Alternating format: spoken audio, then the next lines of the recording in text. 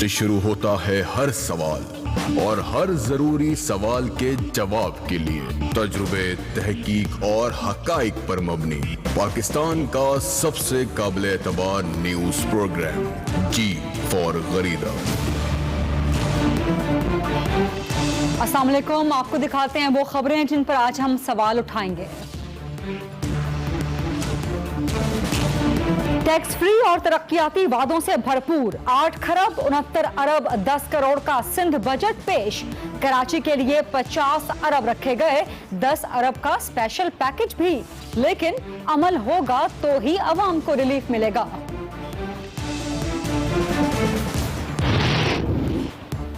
तालीम, सेहत और लोकल गवर्नमेंट नजरअंदाज। पंजाब का अगला बजट आने को है, लेकिन पिछले बजट ही अभी तक इस्तेमाल नहीं हो सका। 37% रकम नाकारा रह गई या करप्शन में चली गई। शेख रशीद की इमरान खान से अचानक और अहम मुलाकात। ईद के बाद हुकूमत मुखालिफ तहरीक चलाने का फैसला हो गया। हुकूमती दावे और इंतजामात किसी काम न आए। रमजान के दौरान मुल्क भर में महंगाई में 100% इजाफा। और खवातीन के साथ बदसलूकी के वाकयात बढ़ते बढ़ते पार्लियामेंटेरियंस तक पहुंच गए। JUIFA के सेनेटर हाफिज हमदुल्ला और समाजी कारकुन मारवी सरमद के अफसोसनाक वाकये के बाद संजीदगी से सोचना होगा कि समाजी सोच कैसे बदलेगी।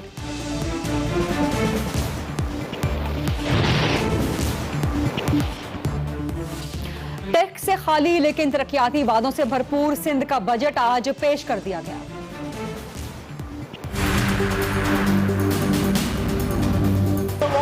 नूरियाबाद पावर प्रोजेक्ट, ये अगर कान लगा के सुन लें आपके लोग, आपको सुनने नहीं दे रहे ख्वाजा साहब, गौर से सुन लें। ये एम्प्रेस मार्केट नहीं है। मैं वफाकी वजीर खजाना जनाब इसाक डार की तरह ये तो नहीं कह सकता कि जनाब स्पीकर आज सब कुछ लुटा दिया, इसलिए कि पैसा सिर्फ बादशाहत में लुटाया जाता है, जबकि जमहूरियत में अवाम की खिदमत की जाती है। इन्हें पहले से ही पता चल गया कि आगे रमजान में झूठ बोलेंगे। खुदा करे कि मेरे अर्ज पाक पर उतरे वो फसले गुल जिसे अंदेशा ज़वाल न हो। सिंध का ये मौजूदा बजट उसे अवाम दुश्मन करार देते हैं और इसे मुस्तरद करते हैं।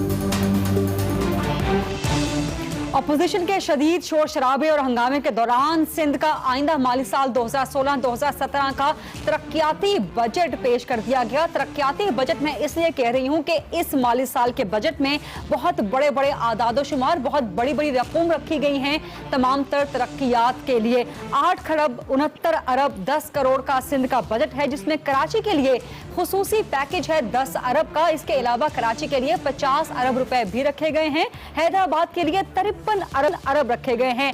सबसे ज्यादा सिंध के आइंदा माली साल के बजट में तालीम के लिए रकम रखी गई है, जो कि 150 अरब रुपए है। लेकिन अगर इसका मवासना किया जाए पिछले साल के माली बजट के साथ, तो पिछले साल का बजट वो सिर्फ अभी तक 45% तालीम पे इस्तेमाल हो चुका है। उसके अलावा सारा बजट नाकारा पड़ा है। सेहत पे इस साल 85 अरब रखे गए हैं, जबकि पिछले साल का सेहत का बजट सिर्फ 31% इस्तेमाल किया। तरक्याती अखराजात के लिए इस दफा एक बहुत बड़ी अमाउंट 225 अरब की रखी गई है, जो कि पिछले साल की निस्बत 38% ज्यादा है। लेकिन पिछले साल का तरक्याती बजट अभी तक सिर्फ 80% इस्तेमाल हुआ है। 20% बजट नाकारा रह गया, करप्शन में चला गया। फिलहाल इसके बारे में कुछ नहीं कहा जा सकता। तवानाई पर 26 अरब रखे गए हैं और पिछले साल का तवानाई का सिंध का बजट सिर्फ 68% इस्तेमाल हो चुका। अमन अमान के लिए इस दफा खासी बड़ी रकम सिंध के माली बजट में रखी गई है, जो कि 82 अरब रुपए है। इसके अलावा कराची ऑपरेशन के लिए 5 अरब 25 करोड़ रुपए भी रखे गए हैं। बल्दियात के लिए भी अच्छी रकम 60 अरब की रखी गई है, जबकि खुसूसी तालीम के लिए इस दफा 68% इजाफा किया गया है सिंध के माली बजट में। लेकिन पिछले साल का स्पेशल एजुकेशन खुसूसी तालीम का बजट अभी तक इस्तेमाल ही नहीं किया जा सका। 50,000 मजीद नौकरियां अगले माली साल के लिए देने का ऐलान किया गया है, जिनमें पुलिस में 20,000 नई नौकरियां, नौकरियां और महकमा तालीम में 10,000 नई नौकरियां देने का ऐलान किया गया है। महकमा सेहत ने 5,000 नई नौकरियां रखी गई हैं। 124 अरब का टैक्स वसूली का हदफ रखा गया है कि अगली माली साल में ये टैक्स वसूल किया जाएगा। पानी जो कि कराची का बहुत बड़ा मसला है, तो बहुत लंबे अरसे से जो पेंडिंग जो इल्तिबा का शिकार थे पानी के मंसूबे K4 और S3, K4 के लिए 6 अरब रखे गए हैं जबकि S3 के लिए 1 अरब रुपए मुख्तस किए गए हैं। अपेरेंटली जायजा लिया जाए सिंध के माली साल के बजट का तो ये तरक्याती बजट नजर आता है। इसमें बहुत बड़ी बड़ी फिगर्स हैं अवाम की तरक्की के लिए, अवाम के फलाह बहबूद के लिए। अपेरेंटली ये बजट बहुत खुशनुमा नजर आता है, लेकिन पीपल्स पार्टी का असल इम्तिहान तब शुरू होगा जब इस बजट पे अमल दरामद, इस बजट की इम्प्लीमेंटेशन का मरहला आएगा। और यही वो पॉइंट था कि जिस पे आज अपोजिशन ने असेंबली में शदीद हंगामा भी किया और वजीर खजाना साहब को यहाँ तक ताना दे दिया कि वो रमजान में झूठ बोल रहे हैं। इसके अलावा जब बजट इजलास खत्म हुआ तो अपोजिशन ने बाहर निकल के इस बजट को अवाम दुश्मन करार दे दिया और कहा कि मंगल से वो इसकी शदीद अपोजिशन करेगी जब बजट इजलास रिज्यूम होगा। अपोजिशन के रहनुमा सिंध असेंबली में ख्वाजा इजहारुल हसन इस वक्त हमारे मौजूद हैं, उनके पास चलते हैं, मजीद बात करते हैं उनसे। अस्सलाम वालेकुम ख्वाजा इजहार साहब, और ये बताइए कि कराची के लिए 50 अरब का पैकेज रखा गया है, हैदराबाद के लिए 53 अरब, कराची के लिए 10 अरब का स्पेशल पैकेज भी है, इसके अलावा भी मैंने काफी तफसील बताई है। इन सब के होते हुए आप समझते हैं कि ये सिंध का अवाम दुश्मन बजट है? देखिए, सबसे पहली चीज इस बजट को समझने के लिए पिछले बजट के अखराजात को समझना जरूरी है। आपको पता है हमने अभी गुज़िश्ता हफ्ते शैडो बजट पेश किया है। हम वो रिवायती अपोजिशन नहीं है कि बस वो जी बजट की कॉपियां फाड़नी है जिस तरह पीपल्स पार्टी करती रही है। सरदार साहब जब बजट पेश करते थे जी पेंसिलें मारते थे, एक खातून ने तो बजट असेंबली में जला भी दिया। हम इस किस्म की रिवायती या बिलो द बेल्ट अपोजिशन नहीं कर रहे, हम तो बिल्कुल लॉजिकल बात कर रहे हैं कि पिछले आपने जो 750 अरब रुपए का बजट दिया था उसका आपने क्या किया। 102 अरब रुपए आप तनख्वाहों की मद में खर्च नहीं कर सके, 97 अरब रुपए तरक्याती मद में आप खर्च नहीं कर सके। 10 महीने की रिपोर्ट मुझे खुद मुराद अली शाह साहब ने असेंबली में पेश की है, मैं उसका आपको बता रहा हूं कि सिंध हुकूमत अपने पिछले बजट के अंदर से 200 अरब रुपए खर्च नहीं कर सकी। 65 अरब रुपए इन्होंने ADP 162 अरब रुपए की थी उसमें रखे थे। हमने इन्हें तजवीज़ दी थी कि आपके पास कैपेसिटी नहीं है, आप पैसे खर्च नहीं कर सकते, मंसूबे अनाउंस करने की क्या जरूरत है, आप अपनी जितनी चादर है उसमें पांव फैलाएं। एक तरफ तो जुल्म ही किया कि जो पहले 124 अरब रुपए कराची से टैक्स लिया था वो बढ़ाकर 150 अरब रुपए कर दिया। यानी टैक्स बढ़ाना जरूरी है, टैक्सों का आपको नेट बढ़ाना जरूरी है। सिंध के शहरी इलाकों में से सिर्फ कराची 95% टैक्स देता है, खर्चे आपसे होते नहीं है, पैकेजेस आप बड़े बड़े ऐलान करेंगे और जो 10 अरब रुपए का आप फरमा रही हैं ये तो 2009 आप टैक्सों की बात कर रहे हैं तो पुराने टैक्सेस की बात कर रहे हैं। इस अगले माली साल के बजट में तो कोई नया टैक्स नहीं लगाया गया, तो एक तरह से टैक्स फ्री बजट है ये। नहीं, देखें, सबसे पहली चीज तो जहन में ये रखें कि पिछली जो 16 कैटेगरियां हैं वो अवाम पे एक इजाफी बोझ है। पिछली बार 750 अरब रुपए का था, इस बार बजट 850 अरब रुपए से ऊपर का है। तो क्या ये बाकी जो 125 अरब रुपए ये अपने घर से लेकर आ रहे हैं? 700 अरब रुपए कहाँ, 850 अरब रुपए कहाँ, तो इसका मतलब नए टैक्सेस लगे। हुआ ये कि 4 कैटेगरीज में सर्विसेज में टैक्स लगा है और जो एग्जिस्टिंग पिछली कैटेगरीज थी 16 उसकी टैक्स की शरह में। लेकिन ख्वाजा इजहार साहब, जैसे कि वजीर खजाना साहब ने भी कहा कि जो MQM ने प्रपोज की थी तमाम प्रपोजल्स, उनके तमाम मंसूबे बजट में शामिल कर लिए गए हैं। MQM की अगर 10 स्कीमें जो 2009 की आई हुई थी जिसको 2012 में कंप्लीट हो जाना था, आपने 10 अरब की वही स्कीमें जो खुद डिलीट की थी वही उसमें डाल दी। अब आप ये डालिए कि 10 अरब की स्कीमों में पानी की कौन सी नई स्कीम है मुझे बताइए। चलिए, K4 पुराना, S3 2009 से मैं पीपल्स पार्टी से सुनता चला रहा हूँ, 65 MJD धाबे जी मैं पिछले 7 साल से सुनता चला रहा हूँ। 1956 का जो एक बजट है 1000 मिलियन का, वो भी मैं 2010 से सुनता चला रहा हूँ। नया बजट का है, बल्दिया में कोई नए बजट की स्कीम दी है उन्होंने, नए प्रोजेक्ट्स लगा रहे हैं बल्दिया में, नए इंफ्रास्ट्रक्चर डाल रहे हैं। किमाड़ी तो पीपल्स पार्टी का इलाका है, वहां पे नया इंफ्रास्ट्रक्चर डाल रहे हैं। लियारी का पैकेज कहाँ है? लियारी को कोई नया इंफ्रास्ट्रक्चर दे रहे हैं? अभी लियारी में लोड शेडिंग और पानी पे मुजाहरे मुस्तकिल हो रहे हैं। मेरी बात समझने की जरूरत है। MQM के अगर कुछ अरकान ने अपनी स्कीमें दे दी हैं और 2009 की स्कीमें आप इसमें डाल के कहना है स्कीमें आ गई। ख्वाजा साहब, इसके अलावा तालीम के लिए इस दफा सबसे ज्यादा बजट 150 अरब का रखा गया है। मुत्तहिदा माशाल्लाह काफी पढ़ी लिखी जमात है कि आप इसे भी अप्रिशिएट नहीं करेंगे पीपल्स पार्टी के इस इकदाम को? बिल्कुल कोई अच्छा इकदाम नहीं है। सिंध के अंदर 8 साल के अंदर 900 अरब रुपए तरक्कियात पे खर्च होने थे। गरीदा 900 अरब रुपए, मैं कोई 9 अरब रुपए की बात नहीं कर रहा हूं। 900 अरब रुपए में से सिंध हुकूमत 600 अरब रुपए खर्च कर चुकी। कराची था लाड़काना, मुझे 600 अरब रुपए क्या मीडिया दिखा सकता है? क्या मीडिया 600 अरब रुपए में से कुछ पैसे थर में दिखा सकता है?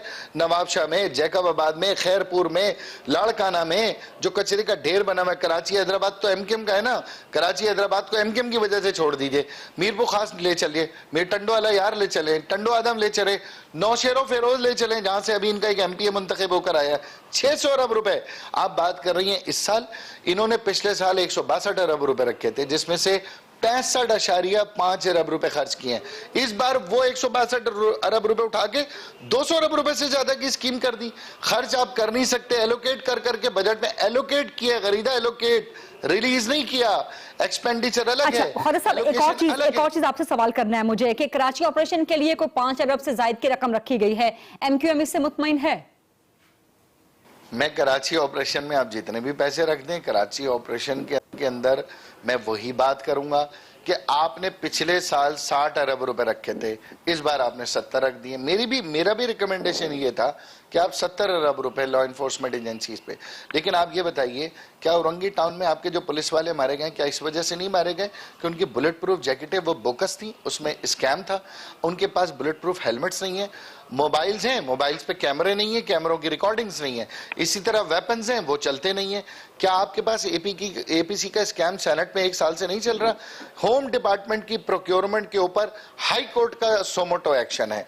अब आप बताएं, यही पुलिस, यही रेंजर्स जिसको आपने इक्विप करना हो, कराची के अंदर 3 बार पीपल्स पार्टी अपने बजट में ला चुकी है, हम सीसीटीवी कैमरे लगा रहे हैं, हम सीसीटीवी कैमरे लगा रहे हैं 3 दफा, और चौथी बार सीसीटीवी कैमरों का स्कीम आए। इतने सीसीटीवी इतने बजट में तो बर्रे सगीर एशिया में हर गली में कैमरे लग जाने थे, जितने इन्होंने दावे किए। कराची में कैमरे नहीं लग सके, जो कैमरे हमारे दौर में लगे थे वो भी बेच खाए बहुत सारे लोग। तो मेरी गुजारिश ये, मैं यही बात करूंगा, पैसा रखना एक अलग चीज होता है, पैसा खर्च करना एक अलग चीज होता है। रखने को आपको बड़ा अच्छा लग रहा है जी, बड़ा अच्छा है, इससे अच्छा बजट मैं 2 दिन में आपको खुद बना के दे सकता हूं। लेकिन जब खर्च करने की बात आती है तो करप्शन माफिया, परसेंटेज माफिया, फिर आपकी जो पॉलिसीज है, आपकी जो इंतजामी बिगाड़ है, वो फिर खुलकर बेनकाब हो जाता है। ठीक है, बहुत बहुत शुक्रिया। सिंध असेंबली में अपोजिशन लीडर ख्वाजा इजहार साहब भी वही बात कर रहे थे कि बजट बनाने को तो बना दिया जाता है, 2 दिन में एमक्यूएम भी बना सकती है, लेकिन असल मरहला तब आता है जब पैसे खर्च करने पड़े, जब बजट पर अमल दरामद करना पड़े। सिंध के बजट की सूरत हाल तो आपने जान ली। एक ब्रेक लेंगे क्योंकि पंजाब का बजट भी आने वाला है, तो आपको बताएंगे कि अगले बजट की तैयारी है, लेकिन पिछला बजट ही अभी तक मुकम्मल नहीं हो सका। तालीम, सेहत और लोकल गवर्नमेंट पिछले बजट में नजरअंदाज रहे।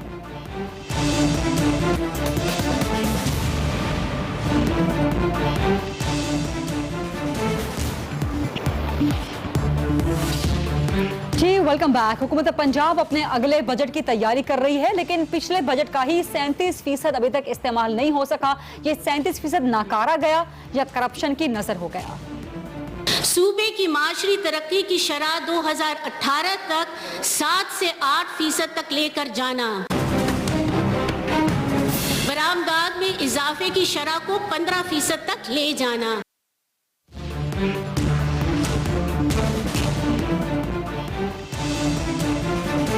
जी, पंजाब के अगले बजट की तैयारी चल रही है, लेकिन अभी तक पिछले माली साल के बजट को ही मुकम्मल इस्तेमाल नहीं किया जा सका।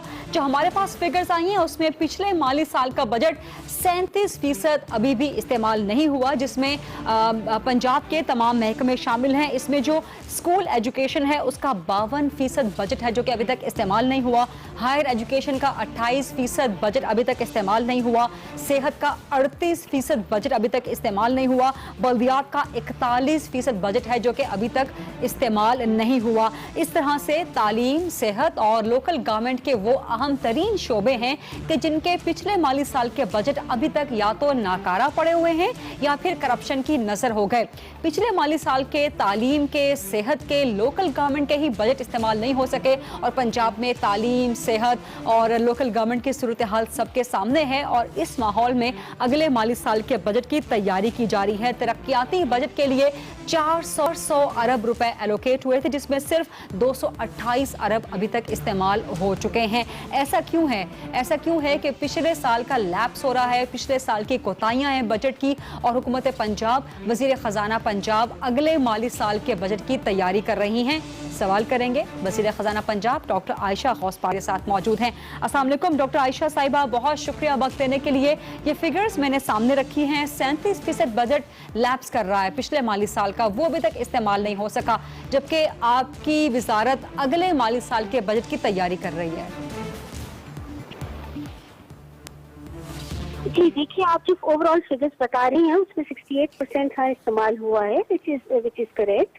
अब सिलसिला ये है कि बहुत सारे ऐसे मंसूबे होते हैं जिनमें थोड़ी थोड़ी सी लैप्सेस आ जाती हैं, वो उतनी तेज रफ्तारी से आगे नहीं बढ़ पा रहे हैं, तो उसके पैसे जो हैं हम जिसे कहना चाहिए उसी सेक्टर में रीएलोकेट कर देते हैं। और हमारी कुछ पुरानी ऐसी फैक्टर्स भी आ गए हैं प्रोजेक्ट्स की अप्रूवल वगैरह के, जिसकी वजह से यूटिलाइजेशन रेट इतना नहीं रहा, जिसकी इस दफा हम इस्लाहात कर रहे हैं। इंशाल्लाह आपको आइंदा बहुत ज्यादा इम्प्रूवमेंट नजर आएगा, जैसे आपको इस साल नजर आ रहा है with respect to last year. अगर पिछले साल के मुकाबले में आप देखें तो इस दफा की बजट यूटिलाइजेशन बहुत इम्प्रूव्ड है, we are much higher than we were in the 14-15 से अगर हम कंपेयर। अब ये इस्लाहात आहिस्ते आहिस्ते अपने आप को इंस्टीट्यूशनलाइज कर रही हैं और इसमें अब हम इंशाल्लाह मजीद पेशरफ्त करेंगे। ठीक है, एक डॉक्टर आयशा, अगर आप मुझे सवाल करने की इजाजत दें तो 14-15 का बजट भी कम से कम 40% तक लैप्स कर रहा था, अब 15-16 का 37% लैप्स कर रहा है, तो ऑलमोस्ट सेम फिगर्स हैं कि इन महकमों ओवरऑल अगर आप देखें तो आपको डिफरेंस दोनों में ज्यादा नजर आएगा। उधर के 13-15 और उसके पहले जो बजट्स हैं उसके इम्प्रूवमेंट। देखिए पॉइंट ये, हम कुछ प्रोविंशियल रिफॉर्म्स लेके आ रहे हैं पब्लिक फाइनेंशियल मैनेजमेंट में, जिसमें यूटिलाइजेशन की डेफिनेशन को भी हम चेंज कर रहे हैं। हो ये रहा था कि अगर फेडरल फाइनेंस डिपार्टमेंट से रिलीज हो जाते थे फंड्स तो यूटिलाइजेशन में काउंट हो जाते थे। हम असल में यूटिलाइजेशन, और ये रिवायत रही है, हम इसके मेयार को जरा ऊपर लाने के सिलसिले में हमने इस दफा थोड़ी सी अपनी परफॉर्मेंस कॉम्प्रोमाइज। आयशा साहबा, ये क्लियर कर दीजिएगा कि जो 37% लैप्स हो रहा है पिछले माली साल का बजट, वो रकम नाकारा गई है या करप्शन की नजर हो गई है? करप्शन की तो खैर कतई तौर पे अब ज़ाहिर है जब यूटिलाइज ही नहीं हुई तो कहाँ से करप्शन की नजर होगी। वो रकूम जो है वो अभी तक यूटिलाइज नहीं हुई है, वो बजट में ही है, और करप्शन का इसमें सवाल नहीं है, बिकॉज हम ट्रांसपेरेंसी, अकाउंटेबिलिटी पे और करप्शन पे इस सूबे में बहुत ज्यादा सेंसिटिव है। We are doing all whatever we possibly can कि ये चीज को अब हम। आयशा साहबा, का इसका मतलब ये लिया जाए कि हुकूमत पंजाब बजट तो बहुत अच्छे बनाती है लेकिन उसकी इम्प्लीमेंटेशन नहीं हो पाती, और ये भी फरमाइएगा कि जो आइंदा बजट आप लोग प्रिपेयर कर रहे हैं उसमें अपोजिशन की तजवीज़ वगैरह शामिल कर रहे हैं? देखिए हुआ ये है कि असेंबली में प्री बजट सेशन हमने रखा, उसके बाद एक क्वेश्चनर तक लोगों में डिस्ट्रीब्यूट किया अपनी तरजीहात बताने का, और उन सब के बेसिस पे हम अगला माली साल का बजट फाइनलाइज कर रहे हैं। आपको ये बात सुन के बहुत खुशी होगी कि जो तरजीहात हमें उन प्री बजट सेशंस में दी गई थी, हमने एग्जैक्टली उन्हीं तरजीहात के बेसिस पे अपनी, और वो इतनी हमारी ग्रोथ स्ट्रैटेजी के इन लाइन थी, हमारी अपनी तरजीहात से इतनी हम आंग थी कि हमें उसको इनकॉर्पोरेट करने में कोई मुश्किल दरपेश नहीं आई। बहुत बहुत शुक्रिया। पंजाब वज़ीर खजाना डॉक्टर आयशा गौस पाशा हमसे बात कर रही थी, बता रही थी कि पिछले माली साल का बजट 37% लैप्स क्यों कर रहा है, 37% नाकारा क्यों हुआ है, और ये भी बता रही थी कि अगले माली साल का जो बजट बनाया जा रहा है उसमें अपोजिशन की तमाम तजावीज़ को शामिल किया जा रहा है। एक ब्रेक लेते हैं और ब्रेक के बाद आपको तफसील से आगाह करेंगे कि ईद के बाद हुकूमत मुखालिफ तहरीक चलाने का फैसला हो चुका है।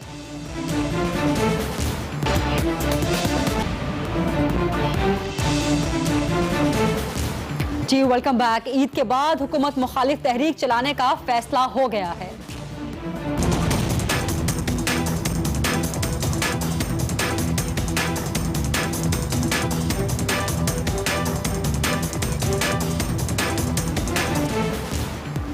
अवामी मुस्लिम लीग के सरबराह शेख रशीद अहमद साहब की आज मुलाकात हुई। पाकिस्तान तहरीक इंसाफ के चेयरमैन इमरान खान साहब से अचानक और अहम तरीन मुलाकात हुई, जिसमें यह फैसला किया गया कि TORs अगर हुकूमत के साथ मिल बैठ के गुफ्तगू के जरिए, बातचीत के जरिए तय ना पाए गए तो फिर ईद के बाद सड़कों पे आया जाएगा, हुकूमत मुखालिफ तहरीक चलाई जाएगी। इसी के साथ आज की खबर यह है कि जब ये मुलाकात हुई शेख रशीद साहब की और इमरान खान साहब की, उसी वक्त नून लीग रहनुमाओं ने एक प्रेस कॉन्फ्रेंस की और अपने खदशात से आगाह किया कि वज़ीर आज़म के खिलाफ एक साजिश हो रही है। क्या नून लीग ने भी भांप लिया है कि खतरा उनके सर पे मंडला रहा है? ईद के बाद सवाल करने के लिए चलेंगे हम मुस्लिम लीग के सरबराह जनाब शेख रशीद अहमद साहब मेरे साथ मौजूद हैं। अस्सलाम वालेकुम शेख साहब, बहुत शुक्रिया वक्त देने के लिए। एक तरफ हुकूमत मुखालिफ तहरीक का फैसला किया आपकी और इमरान खान साहब की मुलाकात ने, उसके साथ ही नून लीगी रहनुमाओं ने प्रेस कॉन्फ्रेंस कर दी कि वज़ीर आज़म के खिलाफ साजिश हो रही है। क्या कोई नई साजिश हो रही है, नया प्लॉट तैयार हो रहा है, क्या कोई नया धरना तैयार है?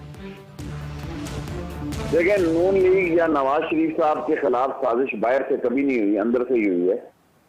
और 25 दिन अभी बाकी हैं। 25 दिन में भी अगर ये 25 या 24 दिन में अगर ये TORs अदालत में नहीं जा सकते तो फिर कोई ऑप्शन नहीं है सड़कों पर आने के अलावा।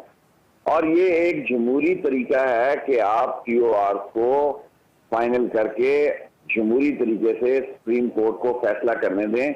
अगर नवाज शरीफ साहब के ये पैसे हकीकत पे मबनी और डिक्लेयर्ड अमाउंट है और जायज और हलाल की कमाई है तो फिर तो कोई केस नहीं है।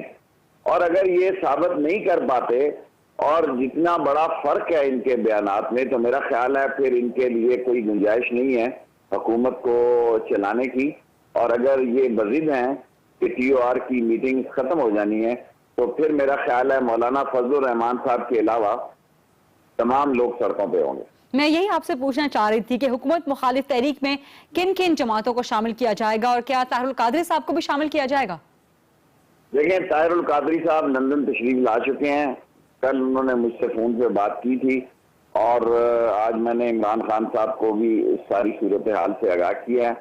और वो 17 तारीख को एक रोजा धरना देंगे और एक पूरा रोज लाहौर खर्च लगाएंगे, क्योंकि ये वो दिन है जिस दिन उनके 14 से ज्यादा अफराद शहीद हुए और लातादाद जख्मी हुए।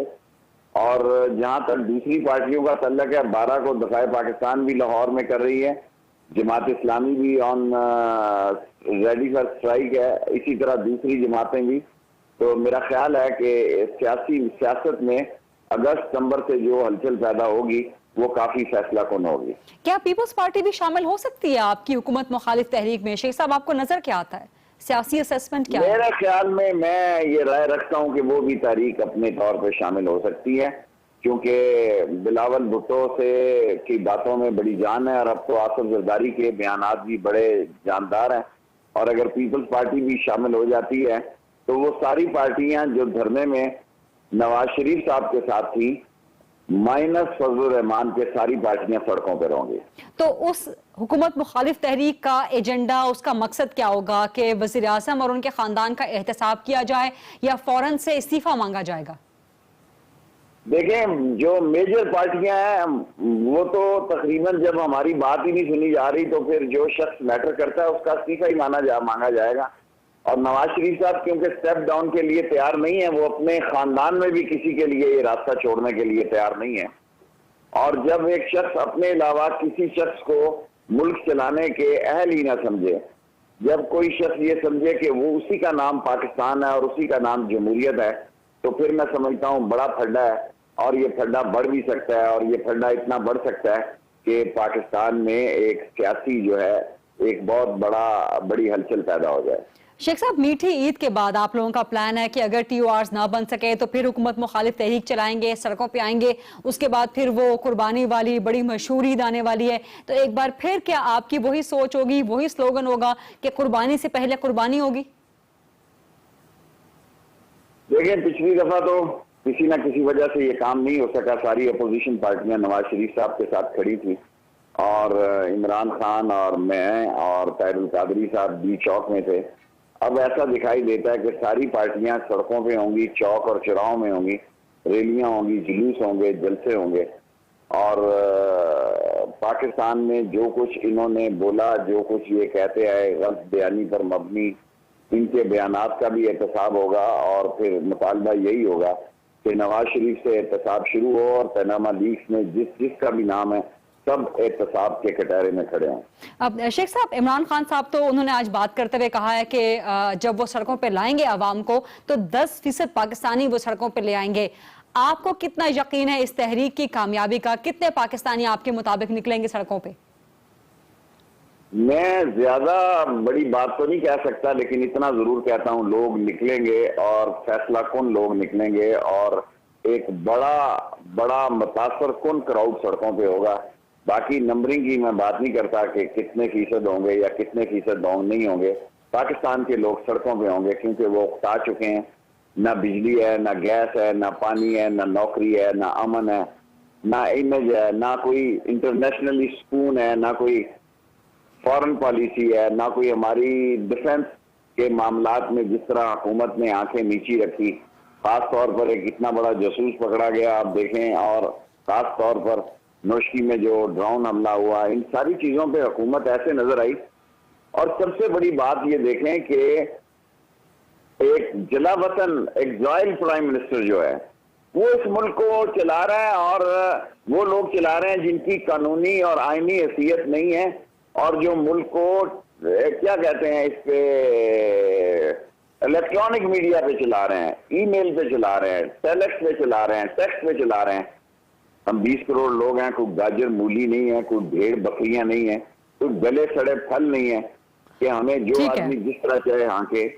तो मुझे यकीन है कि ये कौम जो है ये फेसबुक पे नहीं चलाई जा सकती। 20 करोड़ लोग या जो भी उसका सिस्टम का नाम दे या उस इलेक्ट्रॉनिक मीडिया पे नहीं चलाई जा सकती। ठीक है, बहुत बहुत शुक्रिया। मुस्लिम लीग के सरबराह शेख रशीद अहमद साहब हमसे बात कर रहे थे और बता रहे थे कि ये कौम फेसबुक पर नहीं चलाई जा सकती और ईद के बाद अपोजिशन हुकूमत के खिलाफ सड़कों पर चलाएगी। एक छोटी सी ब्रेक शामिल करते हैं और ब्रेक के बाद हम एक बहुत बहुत अहम और संजीदा मौजू पर बात करेंगे कि खवातीन के साथ बदसलूकी के वाकयात बढ़ते बढ़ते पार्लियामेंटेरियंस तक पहुंच गए।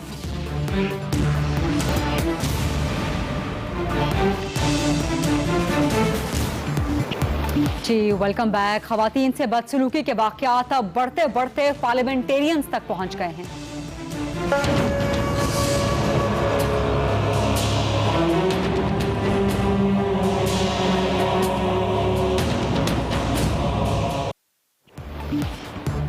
इंतहाई अफसोसनाक वाकया है कि कल जमीयत उलमा इस्लाम फजलुर रहमान ग्रुप के सेनेटर हाफिज हमदुल्ला वो और समाजी कारकुन मारूफ समाजी कारकुन मारवी सहमत साहिबा एक निजी टीवी के प्रोग्राम में शामिल थी, जहां पर एक छोटी सी गलत फहमी की बिना पर तकरार का आगाज हुआ सेनेटर हाफिज हमदुल्ला साहब की तरफ से और बढ़ते बढ़ते यहां तक पहुंच गया कि सेनेटर हाफिज हमदुल्ला साहब की तरफ से नामुनासिब अल्फाज और कलिमात कहे गए मारवी सहमत साहिबा को और उन पर तशद्दुद की कोशिश भी की गई। मारवी सहमत साहिबा ने पुलिस शिकायत भी दर्ज करवा दी है सेनेटर हाफिज हमदुल्ला साहब के खिलाफ। अफसोसनाक और काबिल तशवीश बात यह है कि हाफिज हमदुल्ला साहब मुअज़्ज़िज़ पार्लियामेंट के रुकन हैं, मुअज़्ज़िज़ सेनेटर हैं। उनकी तरफ से ऐसा रद्द अमल और ऐसा रवैया सामने आना बहुत तशवीशनाक और मुआशरे की सोच और मुआशरे के रवैये की अक्कासी करता है। हमारे साथ सेनेटर हाफिज हमदुल्ला साहब भी होंगे और उसके बाद मारवी सरमत साहिबा भी होंगी। अस्सलाम वालेकुम सेनेटर हाफिज हमदुल्ला साहब। और जो कल रवैया आपका रहा एक निजी प्रोग्राम में मारवी सरमत साहिबा के साथ, ना सिर्फ सिविल सोसाइटी ने, ना सिर्फ आवाम ने, बल्कि पार्लियामेंटेरियंस ने भी, आपके अपने दोस्तों ने भी इसकी शदीद मसम्मत की है।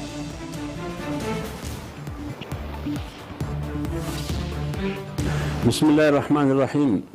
पहली बात तो ये है गरीदा बीबी के जिस इशू को आपने आज उठाया है, जिसके बारे में मुझसे सवाल करती है, और आपने ये भी साथ कहा कि बहुत से पार्लियामेंटेरियन हैं, उन्होंने ये मजम्मत भी की है, लेकिन मैं उन पार्लियामेंटेरियन की खिदमत में इतना अर्ज़ करना चाहता हूँ कि उन्होंने किस बुनियाद पर अपना वज़न एक ऐसी पहलू में डाल के अपने पार्लियामेंटेरियन और आवान वाला के रुकन के मुकाबले में, जो वो पार्लियामेंटेरियन भी नहीं है और उनकी कोई माशरे में पार्लियामेंटेरियन या सियासी हवाले से उनकी ऐसी हैसियत भी नहीं है, उधर क्या हुआ क्या नहीं हुआ वो तो मुझे मालूम है, तो जो मैंने बर्दाश्त किया।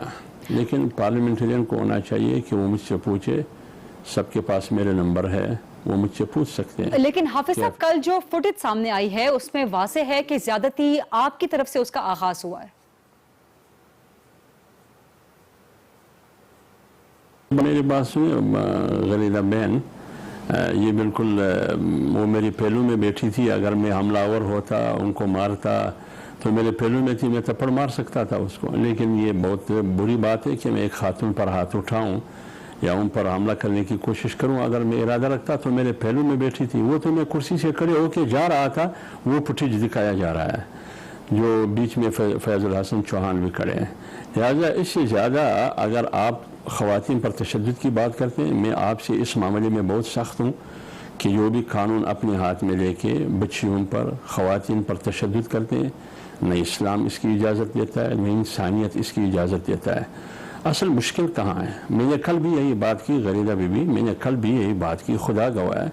मैं जब ज़्यादती वहाँ से शुरू हुई, मैंने उसके जवाब में ये कहा कि बजाय इसके कि हम एक दूसरे पर तनकीद करेंगे, एक दूसरे की ज़ात पर हमला करेंगे, एक दूसरे पर तनकीद, एक दूसरे पर ज़ाती हमले बिल्कुल नहीं होने चाहिए। लेकिन हाफिज अब्दुल्ला साहब, वाज़ेह है कि ज़्यादती का आगाज आपकी तरफ से हुआ, ना कि दूसरे फरीक की तरफ से। मैं आपसे इत्तिफाक करता हूँ, बिल्कुल 100% इत्तिफाक करता हूँ। ज़ाती हमला जो भी करता है गलत करता है। इशू पर बात होनी चाहिए, जो एजेंडा है, जो इशू है, जो मौजू है, उन पर बात होनी चाहिए। मेरी राय से आप इख्तिलाफ कर सकती है, बेशक करो इख्तिलाफ, दलील की बुनियाद पर करें, लेकिन इख्तिलाफ की आड़ में आप जब किसी की शख्सियत को, किसी की ज़ात को, एक पूरी इस्लामी तहजीब को, इस्लामी अक़दार को, इस्लामी तालीमात को तनकीद का निशाना बना रहे, फिर तो मेरे ख्याल में हम मजबूर होंगे। लेकिन बहरहाल आपके रवैये से, आपके नामुनासिब रवैये से न सिर्फ मारवी सरमद साहिबा बल्कि तमाम खवातीन, मुआशरे में रहने वाले तमाम खवातीन, तमाम लोगों की दिल आज़ारी हुई है। क्या आप मारवी सरमद साहिबा से माफ़ी मांगेंगे? देखिए मैंने आपको पहले भी कहा कि माजरत वो मुझसे कर लेना, वो मुझसे माजरत कर ले। पहल मैंने नहीं की है, देखिए पहल मैंने नहीं की, इब्तिदा मैंने नहीं की, इब्तिदा उसने और बैरिस्टर मसरूर ने की है। लिहाजा वो माजरत कर ले मुझसे। उन्होंने जो ज़बान इस्तेमाल किया है, किस किस के ख़िलाफ़ इस्तेमाल किया, कैसे इस्तेमाल किया, वो मैं अभी आपको नहीं कह सकता हूँ। मैंने आपको पहले कहा कि मुझे माजूर समझे, मैं इस मौजू पर। ठीक है, बहुत बहुत शुक्रिया, बहुत बहुत शुक्रिया। सेंटर हाफिज अब्दुल्ला साहब हमसे बात कर रहे थे, अपना मौक़िफ़ दे रहे थे। चलेंगे इस्लामाबाद, जहाँ से हमें ज्वाइन कर रही हैं मारवी सरमद साहिबा। अस्सलाम वालेकुम मारवी, आपने हाफिज अब्दुल्ला साहब की बात भी सुन ली। इंतहाई अफसोसनाक और शर्मनाक वाक़या है जो सेंटर हाफिज अब्दुल्ला साहब और आपके दरमियान हुआ। फुटेज से वाज़ेह है कि सेंटर साहब को कोई गलत फहमी हुई थी और उन्होंने आपसे तल्ख़ कलामी का आगाज़ किया, लेकिन फिर भी उनका इसरार है कि ज़्यादती दूसरे फरीक की तरफ से हुई थी और दूसरा फरीक माफ़ी मांगे। आपका मौक़िफ़ क्या है? गरीदा, बहुत बहुत शुक्रिया। मुझे इस सेनेटर के साथ अपेयर नहीं होना था किसी भी शो पर। मुझे नहीं मालूम था कि ये यहाँ पर इस शो में वो भी शामिल होगा। अगर मुझे मालूम होता तो मैं नहीं आती। लेकिन आपका शुक्रिया कि आपने मुझे मौका दिया है। बात यह कि जो इन्होंने जो भी कहा है, मैं इंतहाई अफसोस के साथ कि ये इतनी बड़ी दाढ़ी लेकर फिरते हैं, मज़हब का जुब्बा भी उन्होंने ओढ़ा हुआ है, फास्टिंग का भी, सारा दिन रोज़े का भी यहाँ पर चर्चा चलता है, लेकिन इसके बावजूद इस कदर गलत बयानी से काम ले रहे हैं। यानी ये जो फुटेज के अंदर दिखाया गया, ये तो बात दुरुस्त है कि उस वक्त तो वो उठ के बाहर जा रहे थे, लेकिन आपको ये नहीं बता रहे हैं कि बाहर से वे वापस आए और आके इन्होंने मेरा गला दबोचने की कोशिश की, मुझे मुक्का मारने की कोशिश की, जिसको मैंने पीछे होके जो है वो बचाया। और जब इन्होंने मेरा गला दबोचना चाहा तो इनको फयाजुल हसन चौहान साहब ने घसीटा पीछे, और जब वो नहीं घसीट पाए पूरी तरह तो उनके साथ 5-6 लोग न्यूज़ 1 के आए और उन्होंने कुछ 6-7 लोग थे फयाजुल हसन चौहान समेत, जिन्होंने इनको घसीट के स्टूडियो से बाहर किया। उसके बाद इन्होंने दोबारा आने की कोशिश की तो स्टूडियो को अंदर से लॉक कर दिया गया और बाहर भी खड़े होकर मुसलसल गालियां बकते रहे। और आपके प्रोड्यूसर ने मुझसे स्पेशल रिक्वेस्ट की है कि मैं वो गालियां रिपीट नहीं करूं, इसलिए मैं रिपीट नहीं करूंगी आपके एहतराम में। लेकिन वो ऐसी गालियां हैं कि जो जिसके जवाब में कम से कम मैं तो खामोश नहीं रह सकती थी। आप खामोश नहीं रही, आपने पुलिस शिकायत दर्ज करवा दी है, लेकिन ये बदसलूकी के आपने पुलिस शिकायत दर्ज करवा दी है, लेकिन ये बदसलूकी के वाकयात बहुत बढ़ते चले जा रहे हैं। ये असॉल्ट का मामला है और ये इंतहाई गलत बयानी कर रहे हैं, ये बार गलत बयानी कर रहे हैं। और आपने 2 या 3 दफा इनको बताया कि ज्यादती का आगाज इनकी तरफ से हुआ था और ये बार बार मेरे ऊपर। और देखिए बैरिस्टर मसरूर ने की किसी बात से इनका दिल दुखा था, तो ये उन तक रहते हैं। ये इशू उससे भी बड़ा है, ये इशू उससे भी बड़ा है क्योंकि खवातीन से बदसलूकी के वाकयात मुसलसल बढ़ते जा रहे हैं और इतने बढ़ जाते हैं कि खवातीन की जान तक ले ली जाती है। तो आप क्या समझती हैं कि अवेयरनेस के लिए, सोशल प्रेशर के लिए सिविल सोसाइटी का किरदार और कानून साजी के लिए पार्लियामेंट का किरदार और कानून पे अमल करवाने के लिए हुकूमत का किरदार काफी है? देखिए सिविल सोसाइटी का जो किरदार है वो तो मैं निभा रही हूँ, मैं इसके ऊपर चुप नहीं बैठूंगी और ना ही मैं चुप बैठी हूँ। मैं अपनी रियासत के जो कानून नाफिज करने वाले इदारे हैं जिन पर मुझे पूरा एतमाद है, क्योंकि हमारी रियासत अल्हम्दुलिल्लाह एक चलती हुई रियासत है और जो एक रनिंग बिजनेस है और उसमें खराबियां हो सकती हैं, कमजोरियां हो सकती हैं, मगर हम इसको फेल्ड स्टेट नहीं कह सकते हैं। लिहाजा मुझे अपने इदारों पे एतबार है और मैं वही किरदार जिसका आप जिक्र कर रहे हैं फरीदा, मैं उसी के लिए उसी किरदार को अदा करने के लिए इस वक्त खड़ी हुई हूँ और मैं FIR दर्ज कराने की कोशिश कर रही हूँ। मैंने कंप्लेंट जो है वो रजिस्टर करा ली है, वो उन्होंने उसका इंदराज कर दिया है, मगर अभी तक FIR दर्ज नहीं हो पा रही है क्योंकि इनका पॉलिटिकल प्रेशर है बहुत ज्यादा।